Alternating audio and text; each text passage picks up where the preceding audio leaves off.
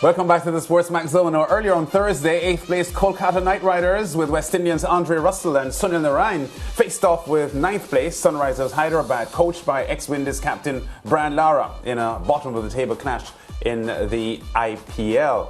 Now, batting first, the Knight Riders put up 171 for 9 of their 20 overs, led by brisk innings from Rinku Singh with 46 and captain Nitish Rana 42. Russell contributed 24 of 15 balls. Narayan made only 1. Now, in reply, the Sunrisers Hyderabad were restricted to 166 for 8. Skipper Aidan Markram top scoring with 41, while Vaibhav Arora and Shardul Thakur took 2 wickets each as Hyderabad went on to lose by 5 runs. Let's take a look at those highlights now.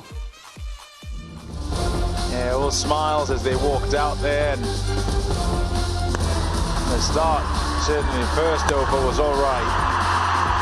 And then Gurbaz wanted to get in on the act. First ball, they chipped one up in the air. Could have been another then, but it wasn't long before it really was.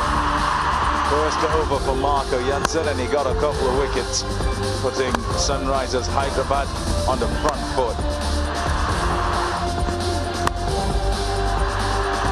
A little bit of a slowdown, and then they try to cut loose.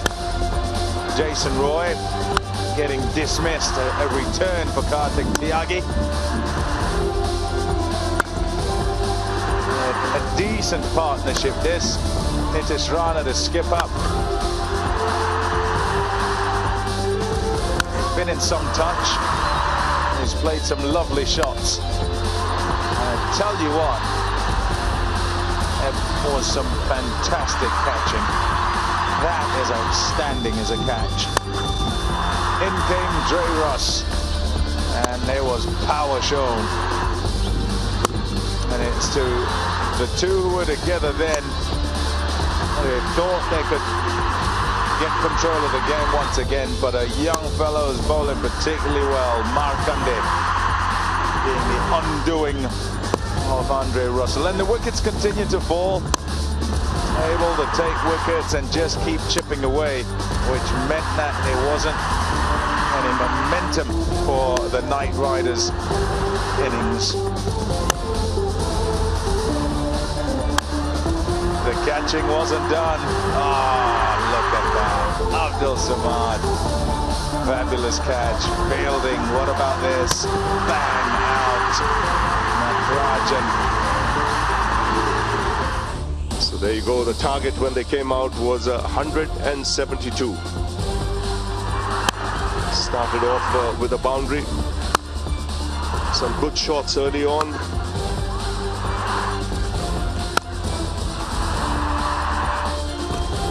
Then Mayank Agarwal, second time he was dismissed last game too in that fashion. Once again today Tripathi came in and entertained for a bit. But this is when Shardul Thakur came in his first over and got a wicket. Yeah, big wicket as well. His couple of wickets were particularly big. Abhishek Sharma. And then later on Henrik Larsson. Russell with some impact as well. Sent to all parts. That's why that celebration came out, changed the pace and got his man Tripathi gone. Harry Brook in, tried to lap, perhaps shift the field, didn't make any contact, wasn't given out. It was reviewed, decision changed, and he was gone. Then what about this partnership setting about things then? Absolutely necessary for SRH to get a partnership going and keep themselves in the game. The captain Aidan Markram and Henrik Larsson, they were brilliant. Their stroke play, the way they manipulated the field to the spinners and how they attacked the seamers was quite entertaining. They looked in full control and with a manageable required rate. Then this happened. The partnership was broken, Markram was dismissed, and it placed more responsibility on Larsson. Abdul Samad came and played quite a few lovely strokes, and another wicket came on Rick Larsson, followed by another, Marco Jansen. There was a slight drizzle that made bowling much more challenging, but KKR persisted with their spin and pace Chakravarti, in the end, held his nerve. That was a crucial wicket that fell. There was an appeal for a stumping. Matande was ruled not out. And they needed 9 of the last over, and it was not to be. Yeah, so you know what? It looked as if the result would have gone the other way, and unfortunately for Kolkata Knight Riders, they weren't able to get the win that they appeared set to achieve. Yeah, and of course, good bowling from Kolkata Knight Riders. Varun Chakravarti bowling that last over, Lance. And I just want to add that, of course, it had a lot of drizzle, so the ball was slippery for that last over. You would constantly, of course, have to dry it to get out the moisture and whatnot. But very, very effective in that last over, you know, getting the wickets and, you know, taking his team home with a win. So, you know, that... Because when it was time for that last over, I was wondering who they would give the ball to. And they gave it to Varun. And of course, you know, impressive stuff from him. You know, exactly what you want from your bowler in that last over. Sunrisers, however, will feel as if, you know, they let this one slip away.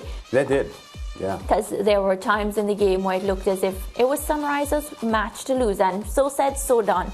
They lost it. So, of course, you know, Brian Lara will have stern word with them, because of course this is not the time to be dropping points, you know, especially because we've outlined how close the points are where the table is concerned. Andrew Russell getting 24 today, so I'm happy to see that. And something I noticed today as well, you know, no bowlers were bowling their overs consecutively. So it's like they would bring Sunil Narine on, then take him off, then bring in another bowler.